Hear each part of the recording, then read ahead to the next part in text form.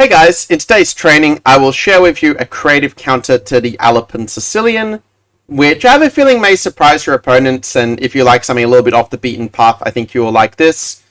It's where, after c3, we're going to play the move d5, ed5, and I did consider covering the move knight f6 as sort of an interesting way to sacrifice a pawn, but ultimately decided to go with the conventional queen takes d5, d4, and now the following shortcut with the move g6. Personally, I think that g6 and bishop g7 is quite a nice way to keep a more flexible position and definitely, to play for a win. The moves that you're most likely to face from this point, at least according to Lead Chess Opening Explorer, are the moves bishop to e3, trying to force c5 in, bishop to e2 developing quietly, knight a3, trying to exploit in some ways the position of the black queen.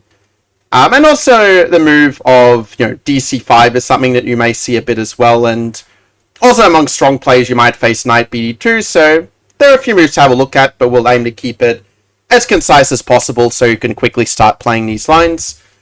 By the way, if you are enjoying this video so far, do make sure to hit the subscribe button. Most of your opponents here are going to play cd4, and now you're going to want to avoid the move of knight to h6 as black.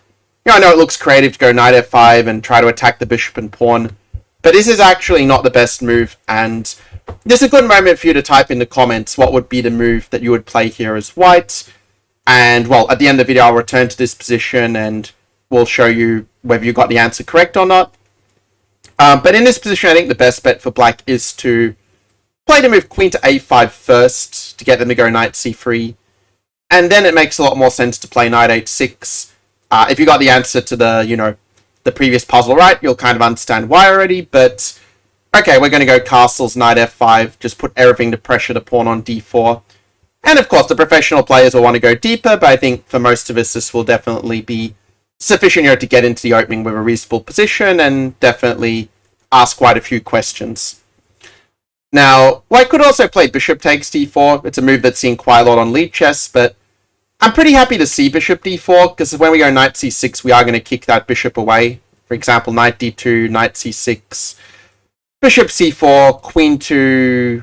There's actually a lot of good squares for the queen, but I'm going to go with h5 just because it's the best scoring one in the database. And if we're able to trade off their bishop pair, we definitely have got a small advantage.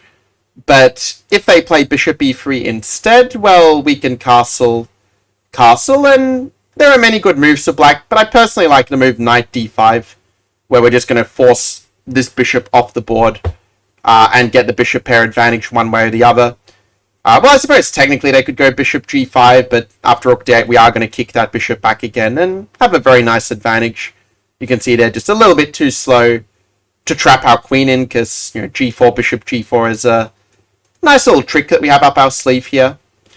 Also, by the way, knight d4 is nothing to fear either, just knight f6, get your king castled, play for the e5 break, and you're just going to have a very pleasant advantage once again. So, going back a little bit, bishop e3 is a move you'll face most often, but I think it's not particularly critical. And likewise, if they do play bishop e2, I would recommend that you just take on d4, settle with the isolated pawn. It's kind of nice, by the way, they can't take with the knight because of the g2 pawn being hanging, so cd4. We go knight f6, they get in there knight c3, but our queen is going to be pretty well placed. Actually, there are a few decent squares you could put the queen in theory, but let's go with queen to d8, just to keep the queen as safe as possible. Castle, and basically here we're getting a kind of, Tarrasch defense type position, but with the colors reversed. Actually, now that I think about it, I actually think I like the queen on d6 better, just because it's a little bit more active. Castle, and there are many moves white can play, but say if they play a move like h3 to stop bishop g4, well, our bishop could still go to e6, and definitely, we can still put everything to cover the d5 pawn and to attack the d4 pawn. And maybe we should even start with bishop e6, just so we're not going to get our knight kicked with d5. That could be a nice idea. And if they do play bishop e3, then yeah, once again, bishop e6, knight c6. And just putting the rooks in the center is just a very healthy setup for black to control d5 and attack d4. You never really have to fear knight b5, because the queen can always just move away and then you'll kick the knight with a6 later. So this is not really too much to fear, and the knight moves are admittedly a little bit more tricky to deal with. Like knight a3 does have a few ideas behind it on a tactical level. Like after cd4, the moves knight b5 and bishop c4 have both been seen a lot, but let's start with knight b5 first. So we go knight a6, stopping the knight c7 fork. Most of the time, white does just take the pawn immediately, or they develop first, but will take a bit later. We go knight f6 and we just develop normally. So something like bishop b5, bishop d7. We're pretty happy to see bishop takes d7. After, well, you could take either way with the queen or the knight. They're both going to be similar positions, but once more we see that we're able to advance our central majority quite dynamically, and that gives black a very nice share of the play, and quite good chance to play for a win as well with this very unbalanced sort of pawn structure. Also, our king is very safe against a future attack with the fianchetto. So the best move for white might actually be to go bishop takes a6, but it's not something that really bothers me. I mean, you definitely get good counterplay down the open files, along with the bishop pair to make up for your worst structure. And also, I mean, with the pawns not being on open file, it's not that easy for white to actually take advantage of their weakness. I believe that if you play... I mean, the computer's top line here is to go bishop c8 and reroute the bishop to this diagonal, which looks a little bit weird, but I don't really see a way for white to take advantage. Black does seem to be doing quite fine in this case. Also, one fun little trick I'll mention is that after queen b3, there's only been played in one game, but it turns out the move rook b8 is actually a really fun move you can play, because if they go bishop queen h3, you can play bishop to h3 and threaten mate as well as the queen. So then they have to play like queen takes e8, takes, and you're still threatening mate, so they'll go knight e to f3, and you end up with this basically equal position. It's a bit of a forcing line, a bit of a tangent, but kind of a fun variation where you go knight d6, and if they take our pawn, because obviously g8-3 we have queen f3, then you have this sort of very long line. Like this is what like top GM analysis looks like, a long variation that finally ends in a draw, or the engine 0-0-0, with knight h4, knight f5, and neither side can avoid a perpetual check. Of course, there are a lot of alternatives black can play, like it's not like this is a forced draw, but it does show that we are not in any real theoretical danger at this point. So that's kind of one of the worst cases, really, from black's point of view.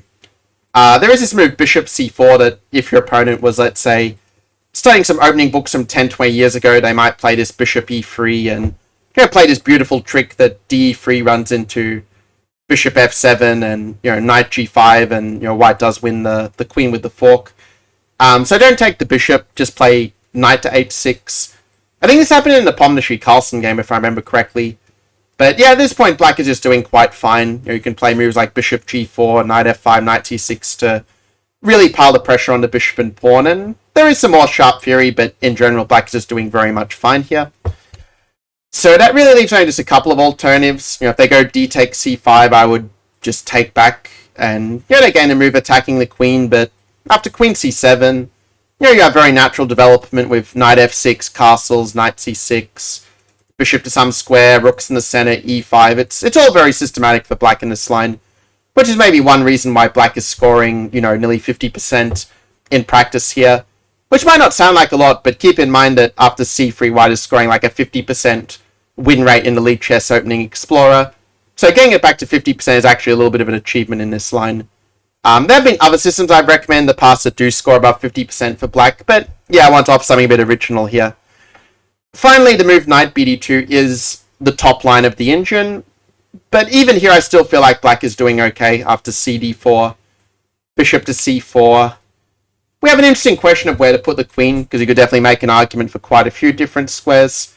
To my mind, a5 is maybe the most logical square, just kind of keeping the queen out of harm's way. Knight d4, knight f6.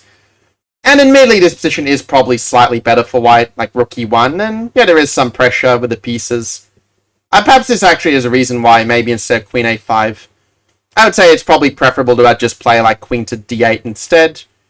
And then that means that when they do play to move rook e1, at least you have got the pawn already defended. So you can play knight c6, and white has some advantage, but you play rook b8, queen c7, and definitely get some decent piece play to make up for the weaknesses.